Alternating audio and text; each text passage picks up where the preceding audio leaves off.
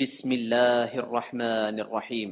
السلام علیکم ورحمۃ اللہ وبرکاتہ۔ الحمد للہ حمدا کثیرا طیبا مبارکا فیہ والصلاة والسلام علی سید المرسلین محمد وآلہ وصحبہ اجمعین، اما بعد۔ حاضرین و ناظرین، یہ درس نمبر 1362 ہے اور آج سورۃ المؤمنون کی 5 آیتوں کی تلاوت اور تشریح کی جائے گی، آیت نمبر 26 to 30، 26 سے 30 تک۔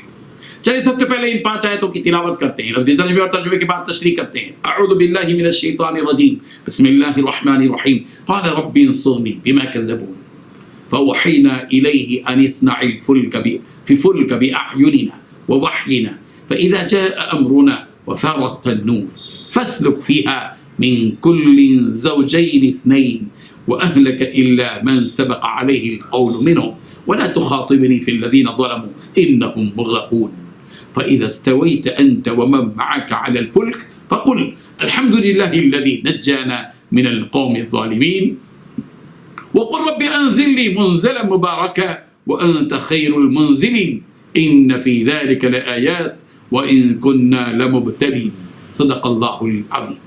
لفظی ترجمہ یوں ہے، قال انہوں نے کہا ربی، اے میرے پروردگار، انصرنی، تو میری مدد کر، بما، بسبب اس کے جو کذبون، انہوں نے مجھے جھٹلایا ہے، فاوحینا، چنانچہ ہم نے وحی کی، الیہ، ان کی طرف، ان اصنع الفلک، کہ نو کشتی بناؤ، بأعیننا، ہماری آنکھوں کے سامنے، ہماری نگرانی میں، ووحینا، اور ہماری وحی کے مطابق، فإذا جاء، پھر جب آ جائے، امرنا، ہمارا عذاب، وفارت تنور، اور ابل پڑے تنور، فاسلک، تو داخل سوار ہو جاؤ، فیہا، اس میں، من کلن، ہر قسم کے زوجین، اثنین، جوڑے، ہر ایک سے نر اور مادہ دونوں، وَأَهْلَكَ، اور اپنے گھر والوں کو، إِلَّا مَن، سوائے اس کے کہ سبقہ، پہلے گزر چکا، علیہ القول، اس کی بابت اللہ کا حکم، منہم، ان میں سے، وَلَا تُخَاطِبْنِي، اور بات نہ کرنا مجھ سے، فِي الَّذِينَ، ان لوگوں کے بارے میں، ظلموا، جنہوں نے ظلم کیا، إِنَّهُمْ، بلا شبہ وہ سب، مغرقون، ڈبوئے جائیں گے، فَإِذَا، چنانچہ جب،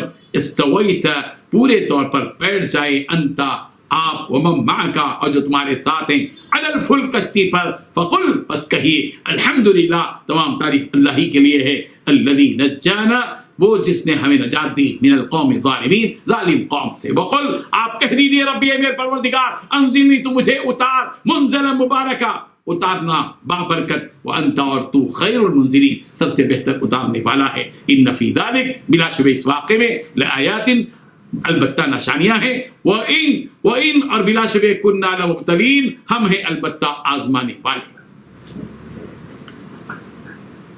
ترجمہ یوں ہے، حضرت نوح علیہ السلام نے کہا، اے یا رب، ان لوگوں نے مجھے جس طرح جھوٹا بنایا ہے، اس پر تو ہی میری مدد فرما۔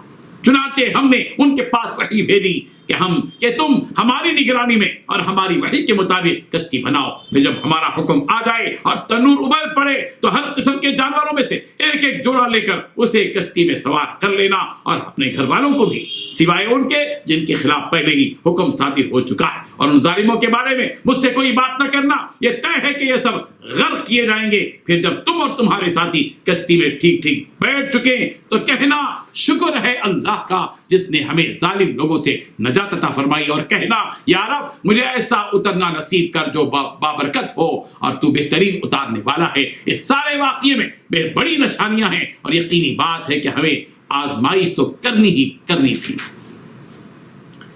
ان 5 آیتوں میں 10 باتیں بتلائی گئی ہیں۔ حضرت نوح علیہ السلام نے کہا، میرے پروردگار، ان لوگوں نے مجھے جس طرح جھوٹا بنایا ہے، اس پر تو ہی میری مدد فرما۔ دوسری بات، چنانچہ ہم نے حضرت نوح علیہ السلام کے پاس وحی بھیجی کہ آپ ہماری نگرانی میں اور ہماری وحی کے مطابق کشتی بنائیے۔ تیسری بات، پھر جب ہمارا حکم آ جائے اور تنور ابل پڑے تو ہر قسم کے جانوروں میں سے ایک ایک جوڑا لے کر اسے کشتی میں سوار کر لینا۔ چوتھی بات، اپنے گھر والوں کو بھی سوار کر لینا، سوائے ان کے جن کے خلاف پہلے ہی حکم صادر ہو چکا ہے۔ پانچویں بات، ان ظالموں کے بارے میں کوئی بات نہ کرنا۔ چھٹی بات، یہ طے ہے کہ یہ سب غرق کیے جائیں گے۔ ساتھی بات، پھر جب تم اور تمہارے ساتھی کشتی میں ٹھیک بیٹھ چکے تو کہنا، شکر ہے اللہ کا جس نے ہمیں ظالم لوگوں سے نجات عطا فرمائی۔ ساتھی بات، اور کہو، یا رب، مجھے ایسا اترنا نصیب فرما جو برکت والا ہو۔ آٹھویں بات، آپ بہترین اتارنے والے ہیں۔ نویں بات، اس واقعے میں بڑی نشانیاں ہیں۔ 10ویں بات، یقینی بات ہے کہ ہمیں تو آزمائش کرنی ہی کرنی ہے۔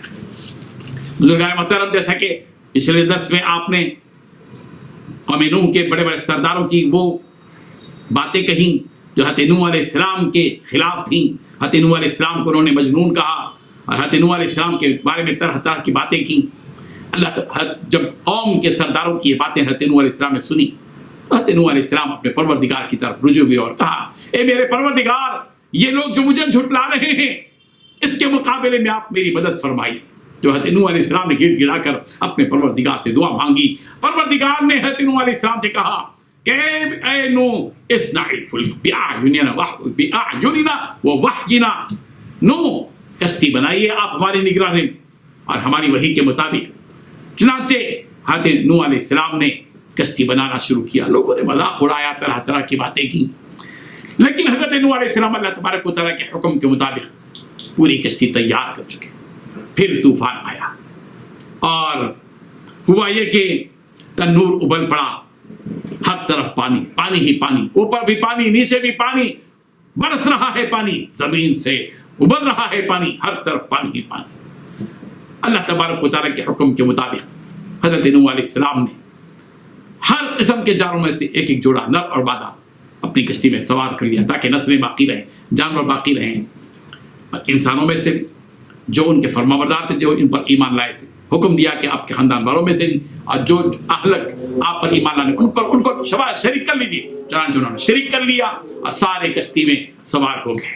اور سوار ہونے کے بعد اللہ تبارک و تعالیٰ نے ان کو حکم دیا تھا کہ جب آپ کشتی پر سوار ہو جائیں تو اللہ تبارک و تعالیٰ سے دعا کرنا. چنانچہ اللہ تبارک و تعالیٰ سے انہوں نے شکر کے طور پر کہا پروردگار تمام تعریف آپ ہی کے لیے ہے کہ آپ نے اس ظالم قوم سے ہم کو نجات عطا کر دی. اور پھر حضرت نوح علیہ السلام کو حکم دیا گیا کہ آپ یہ دعا بھی کریں رب انزلنی منزلا مبارکا وانت خیر المنزلین. پروردگار آپ ہمیں بابرکت انداز میں ہم کو زمین پر اتاریے, اس پانی سے نکال کر خشکی پر لائیے, اور آپ تو بہترین اتارنے والے ہیں. اللہ تعالیٰ فرما رہے ہیں حضرت نوح علیہ السلام کی زندگی میں جو یہ واقعہ پیش آیا, یہ واقعہ عبرت کی نشانی ہے, قدرت کی نشانی ہے, اس میں عبرت ہے. اور اللہ فرما رہے ہیں ہم کو تو بس آزمائش کرنا ہی کرنا تھا, ہم تو آزمائش کرتے ہیں. ہم نے آزمائش کی, لوگوں کی آزمائش کی. حضرت نوح علیہ السلام کو بیچ کر ماننے والوں نے مانا, نجات مل گئی. نہیں ماننے والے نہ مانے, نتیجہ یہ ہوا کہ وہ اس طوفان میں غرق ہو کر رہ گئے. اللہ تبارک و تعالیٰ ان واقعات سے ہم سب کو سبق حاصل کرنے کی توفیق عطا فرمائے. آمین. وآخر دعوانا ان الحمد للہ رب العالمین.